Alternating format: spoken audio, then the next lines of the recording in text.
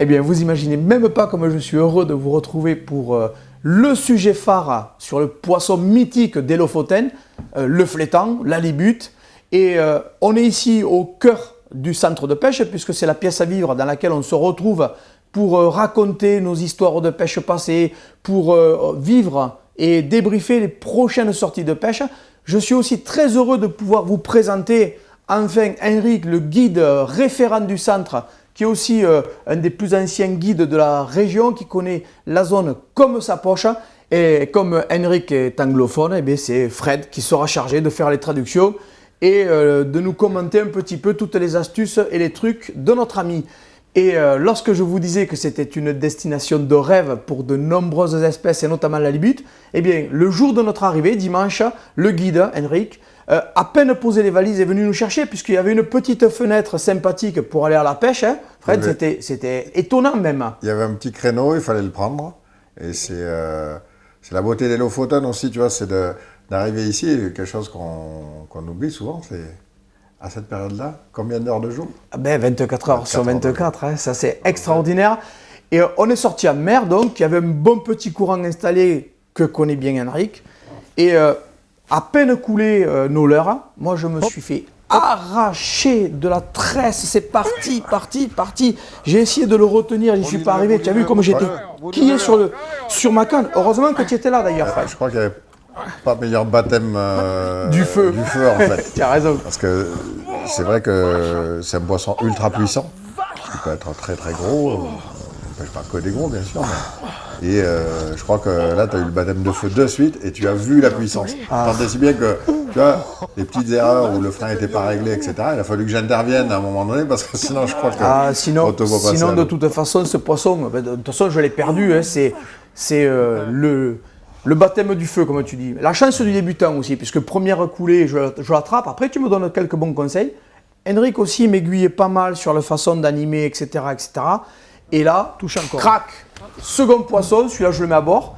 Et c'était un petit poisson quand même, comme il faisait à peu près une dizaine de kilos, je crois. Ah, c'est dans la classe de 10-15. Ouais.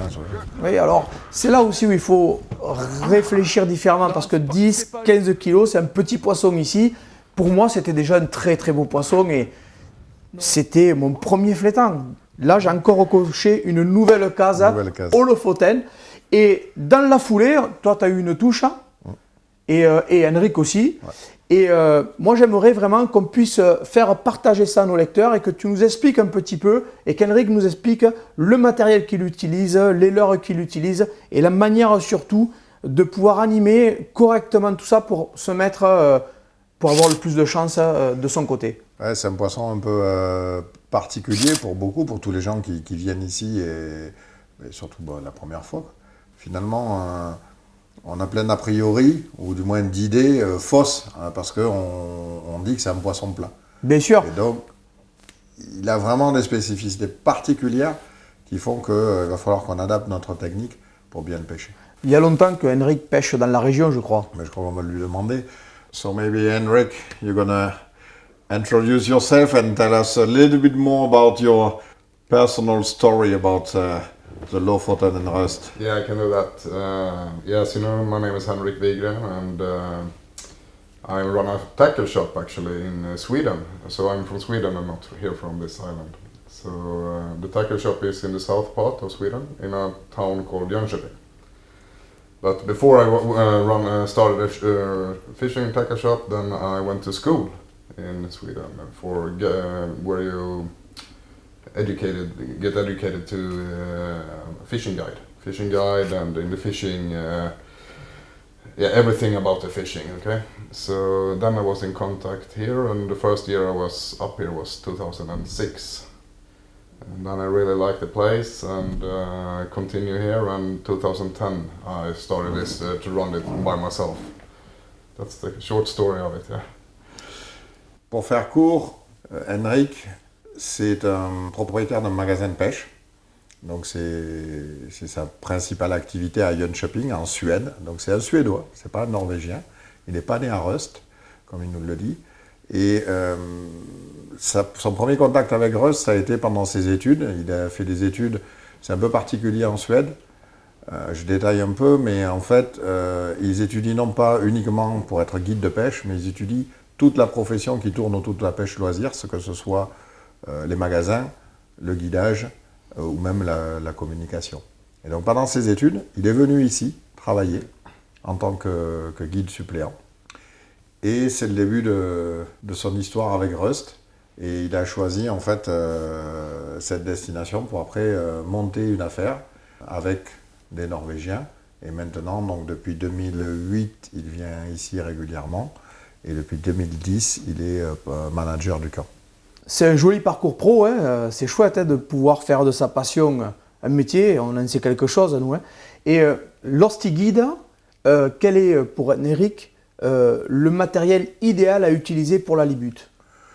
Okay, so for fishing halibut, what type of rods and reels combo do you recommend?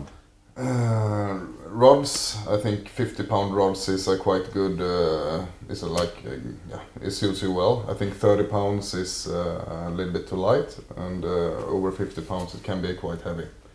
So I use different rods, of course, but and then that's one you like. Yeah, this is one rod I like, yeah, and also it's important to have the rod over 7 feet. I think it's one thing you need to, because if you go for halibut, you need to have a big rod band, because the head shakes moves like this. So if you don't have the rod band, it will the bait will fall out from the mouth. Okay.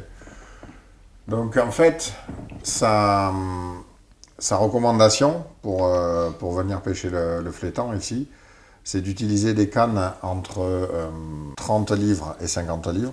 30 livres, c'est vraiment le minimum pour lui. On va avoir des problèmes quand on va pêcher en dessous, et probablement le jour où on va prendre un gros flétan sur une 30 livres, on va souffrir.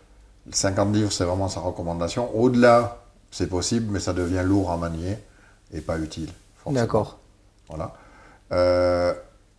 Des cannes de longueur de 2,30 m. Alors ça, c'est intéressant ce qu'il a dit, parce que tu vois, c'est quelque chose auquel on n'aurait pas nous pensé peut-être. C'est que grâce à la longueur de la canne, on va pouvoir utiliser la courbure au maximum pour éviter les décrochés. D'accord. Et il parle, tu vois, dans ce qu'il indique, en fait, il parle des head shakes. Et le head shake, en fait, c'est vraiment les mouvements de tête. Et c'est vrai que finalement, c'est compréhensible. C'est un poisson qui est très long et plat. Et en fait, il ne se déplace pas en ondulant comme ça. Ah ouais. Il se déplace en ondulant comme ça. Tout à fait. Et en fait, exact. il va chercher. Et sur des gros poissons, on peut imaginer que, effectivement, le head shake va vraiment avoir son importance. C'est plus du tout... Et tu vois, quand on disait tout à l'heure, c'est vraiment un poisson particulier, je pense que c'est aussi ça, finalement, l'expertise d'un guide. Au final, tu vois, il te dit, la canne de 2,30 m, nous, de canne de 2,30 m, on n'en utilise quasiment plus. Même pour pêcher, tu vois. Oui, de toute façon, quand tu dis ça, en plus, regarde, le système de connexion entre la tresse et le fil, c'est pas du tout ce qu'on fait nous. Nous, on fait des chaussettes qui sont très fines, et là c'est brutal, quoi. On sent que c'est vraiment du brut de décoffrage, quoi. On a une culture de lancer des leurres. Ici, finalement, cette culture-là de lancer le leurre, elle n'existe pas. On drop nos leurres sous le bateau et on utilise le courant pour le faire nager. D'accord. Donc c'est vrai que je pense que ça vient aussi de ça. Ils n'ont pas du tout la même culture. D'accord. En termes de tresse et de nylon, il utilise quoi exactement? What type of resistance you use for the braided line and the leader, the shock leader? Yeah, I use like 0.35. I don't know really about the pounds on the braided line, and then 1.0 or 1.2 millimeters on the hard mono or fluorocarbon if you want to use fluorocarbon. Donc en fait, ils utilisent des tresses de 35 centièmes. Et pour les bas de ligne, ils vont monter de 100, donc en 100, 120 centièmes pour les bas de ligne. Ils vont utiliser principalement du hard mono comme shock leader. C'est fou, 120 centièmes, des tresses terribles. On sent vraiment que c'est du costaud, quoi. Vous avez vu ça, c'est vraiment pour en découdre, quoi. Ça, c'est chouette, moi j'adore, je suis fan. Alors moi j'ai une question qui me En termes de leurre, qu'est-ce qu'il va nous conseiller d'utiliser en priorité quand on arrive sur les zones? So what would be your first advice with lures? What will you recommend when we arrive here? I think to have many different type of jig heads, different sizes of the baits, both heavy one and maybe some light one also, if you're gonna go fishing in shallow water. And then different sizes and maybe different hardness as well on the baits. For example, the Dexter shad is quite soft one.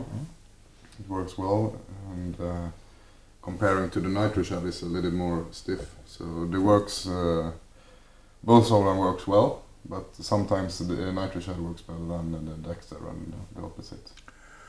Donc en fait, son conseil, c'est de venir ici en fait avec un panel assez large déjà en termes de tête plombée. Il mentionne le fait que on va pêcher parfois peu profond et donc on va devoir alléger nos têtes plombées. Et il parle aussi en fait de deux types de leurres là pour le coup qui sont vraiment différents. Il suffit de les tenir comme ça. On voit bien que là la dureté du plastique est totalement différente entre un Dexter shad qui est ultra souple et un nitro qui lui a une gomme très très dense. Voilà. En fait, ce qu'il explique, c'est que le nitro shad Magnum par exemple, c'est vraiment quelque chose qu'il va utiliser dès qu'il a de la vitesse, c'est-à-dire du courant, et on va sentir le leurre, même sur une canne de 50 livres, finalement la tonicité de la gomme va faire que le leurre va vibrer jusque dans la canne, et c'est ce qu'il recherche. C'est vraiment ce que le leurre nage dans le courant tout seul. Donc ils utilisent des gommes dures pour faire nager le leurre dans du fort courant. Et dès que les conditions de courant vont faiblir, ils vont passer sur des gommes beaucoup plus light au final et plus souples. Parce que là, finalement, ils n'auront pas besoin, et probablement ils vont aussi alléger la tête plombée quand ils vont pêcher avec ces leurres-là. Parce qu'ils n'auront pas besoin de la tonicité de la gomme pour faire bouger le leurre. D'accord. Alors, moi j'ai une question, c'est que ces leurres, on voit bien, on les a utilisés sur la pêche de la morue et du lieu. C'est des leurres qui sont capables de tout attraper, mais comment on peut, par l'animation, sélectionner le poisson que l'on recherche? Yeah, that's a tricky question. What is surprising is how can you select, just by modifying your animation with the lures, how can you select different species? Why is that? What is the exact type of animation you need to have to catch an halibut? Yeah, it's a hard question, but I move my bait much more further up in the surface. Let's say it's 40 meter deep. Then I move my bait to like 20 meters, and then get down, because the cod don't follow so much. So if you really don't want cod, you retrieve very fast the first beginning, then you don't get the cod, and then you move it up in the middle water and then down again, and then after like 3 times you move it all the way up. And the important is to look after the bait, because often there are biggies coming after the bait. Pour vraiment l'action spécifique pour sélectionner le halibut, c'est déjà, et ça c'est bizarre un peu pour nous, ne pas attraper de morues dans le fond. Les morues sont plutôt au fond. Et il nous dit, quand vous arrivez au fond, vous rattrapez vite les 5 premiers mètres, et après vous faites l'ascenseur, vous faites des escaliers, et vous remontez jusqu'en haut. Et vous faites ça 3 ou 4 fois. Et il explique qu'en fait, vous devez faire très attention quand vous remontez votre leurre jusqu'en haut, parce que souvent, le halibut va avoir décollé et suivi le leurre jusqu'en haut, et vous allez le voir. Et ça, c'est surprenant. And also we fish on, sometimes we choose sandbanks in very shallow water, like 7 meters, 7, 10, 15, 20, and there is no cod. So it's only halibut nearly. So in this spots you don't get the cods, even if you are fishing slowly on the bottom. Et donc, finalement, la seule façon, le seul moment où ils pêcheront près du fond, c'est sur des spots vraiment sélectionnés, où ils ont des fonds sablonneux, sur lesquels il n'y a pas de morue. Et sur ces fonds où il n'y a pas de morue, là, on peut passer le leurre plus près du fond. Et par contre, là, c'est vraiment surprenant aussi, c'est que sur ces fonds-là, il n'y a que 6-7 mètres d'eau, maxi. Donc on va vraiment pêcher dans très peu d'eau. Incroyable. Et là, je peux vous dire, connaissant le coin, c'est à vue. C'est-à-dire que vous verrez, dès le premier mètre, vous voyez le poisson décoller si vous regardez votre leurre. Ouh, ça, c'est des pêches spécifiques qui me plairaient beaucoup. Donc en fait, souvent, quand on pêche, la morue ou le lieu, c'est pas très important si notre leurre remonte, en fait, parce que les poissons vont venir suivre et gaufrer le leurre, le gober, voire par en dessous. Donc ils vont attaquer comme ça, en montant. Par contre, le halibut, lui, comme on l'a dit tout à l'heure, au final, il nage pas comme ça. Il nage comme ça. Ouais, tout à Donc fait. au même niveau. Donc en fait, il va être intéressé dans la dérive, il va voir quelque chose passer au-dessus de lui, il va être intéressé, il va décoller et il va venir au niveau. Et donc l'importance du choix de la tête plombée, c'est qu'en fait, quand vous pêchez, il faut bien imaginer que votre leurre doit nager à plat et on doit utiliser la caudale. Et c'est donc la combinaison du poids et de la traction et de la vitesse du bateau qui fait que votre leurre doit nager tout le temps comme ça et non pas comme ça. Ouais, il doit être Sinon, toujours vous ne l'intéressez pas. super horizontal. Voilà. Oui, parce qu'en fait, comme les autres attaquent de dessous, ils peuvent l'attaquer verticalement. Voilà. Il l'attaque quand même de derrière, alors que lui, pour l'attaquer de derrière, il faut qu'il... Ouais, d'accord. Voilà. Et donc, le poisson plat, lui, et en plus, c'est quand même un peu compliqué pour lui parce que il y a un truc qui nage, qui monte, et il faut qu'il calcule son ondulation pour venir coffrer ça. Ah ouais, c'est intéressant ça. Ça, c'est incroyable. Hein. Et donc, pour nous, c'est... je pense que oui, c'est quelque chose de surprenant, finalement, parce que on ne comprend pas, mais en fait, il faut vraiment faire ses paliers, monter, et se dire que le chasseur va venir là. D'accord. Et lui, c'est là où, finalement, il y a tout le fourrage. Tout le fourrage, ici, il est beaucoup entre deux eaux. Et donc, les halibut, ils sont comme les autres. S'ils veulent manger, il faut qu'ils se mettent C'est un poisson chasseur en plus. Dans son régime alimentaire, la morue et le lieu fait partie intégrante de son régime alimentaire. Est-ce qu'il a des anecdotes à nous raconter justement sur des trucs un peu extraordinaires qui lui est arrivé avec ce fameux poisson? Henrix, any good ones about chasing halibut up to the surface? What happened to you? No, it happened a couple of times actually, but some days ago, we caught I don't know 3 kilo cod, some a little bit smaller one. So that's why I say it's important to all the time look down after a bait. So then it was a really big halibut, like I don't know 2.3. I don't know how many. So it was yeah. One of the big halibut we can chase. Yeah, one of the big ones. Yeah, they are here. And last year we saw actually one that was bigger. It was really big. It was eating I don't know, 8-10 kilo cod in the surface. Ça c'est juste inconcevable pour beaucoup d'entre nous, je crois. En fait, la semaine dernière, ce qui s'est passé, c'est que comme finalement souvent, c'est vraiment ce qu'il explique, c'est qu'ils ont un flétan de plus de 2 mètres, hein, il estime à 2,30 m, qui est venu chasser une morue jusqu'à la surface. Donc son client avait une morue, la remonte, voilà. Et en fait, le halibut est venu jusqu'en surface la chasser et l'attaquer. Et l'an dernier, en fait, ils ont eu un halibut monstrueux. C'est de son estimation, c'est vraiment un très très très gros halibut. Et en fait, ils chassaient une morue qu'ils avaient pris qui faisait aux alentours, qui faisait dans les 10 kilos. Oh là là. Donc t'imagines la taille du poisson fourrage. Non, mais c'est ça quoi. C'est ça, la taille du poisson fourrage, quoi. Des pièces de 10 kilos. Ouais. On parle de poisson de plus du mètre. Largement de plus du mètre. Donc, et ça, c'est le poisson fourrage des gros halibuts, des vieux halibuts. Ouais, ça c'est quand même des dimensions énormissimes quoi. Moi, pour avoir pêché hier et le premier jour, j'ai encore un gros décalage intellectuel par rapport à ce qu'on peut faire dans l'eau et ce que j'ai envie de faire, quoi. Je suis toujours trop léger, trop petit. J'imaginais vraiment pas ça. C'est absolument incroyable, quoi. C'est vraiment presque d'une destination exotique, quoi. Tu vois, par rapport à ça. Ah, je crois que c'est... enfin, moi, en tout cas pour moi, c'est ma destination exotique. Ah ouais, c'est incroyable. C'est de l'exotisme à l'état pur en termes de pêche. Et il y a la pêche, mais moi, je suis amoureux aussi du pays et du paysage. Enfin, c'est une claque à chaque fois. Tout ce qu'on rencontre autour de l'eau, au-dessus et dans l'eau, c'est un dépaysement. C'est quoi le record ici sur le camp?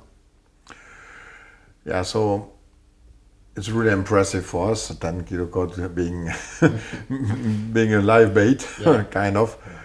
What is your personal best area for the camp? For the camp, the biggest that's actually landed in my boat is 235 centimeters. So I remember it very well. It was a very windy day, like 12 meters per second. Everyone stayed home, but we went out for like 2 hours, and it was like snowing and a really lot of wind. And then we said, okay, one more drift. So we went out and we hooked them and hooked it, and it was a really big, in 20 meters deep, so not so deep, and maybe 10 minutes from the camp. So we're very close to the camp. It's amazing how the big fish can be so shallow water and so close to the land. It's to shore. Juste extraordinaire. Donc en fait, un jour de mauvais temps, ils disent bon ben on y va quand même. Il y avait 12 mètres par seconde et ils ont attrapé ce poisson record. Donc 2 mètres 35. 2 mètres 35, donc un poisson énorme, le poisson d'une vie, dans 20 mètres d'eau, à seulement moins de 10 minutes de navigation du camp. Il était juste là, dans 20 mètres d'eau. Et c'est la dernière dérive qu'ils font. Ils allaient partir, ils disent une dérive de plus parce qu'il y avait de la neige. C'était vraiment des conditions exécrables. Et c'est dans cette dernière dérive, ils prennent ce poisson mythique, 2 mètres 34. Il ne l'a pas dit ici, mais c'est quelque chose que j'avais déjà discuté avec lui. Je connais cette histoire. Et ça fait partie du top 5 des 5 plus gros poissons pris en Norvège.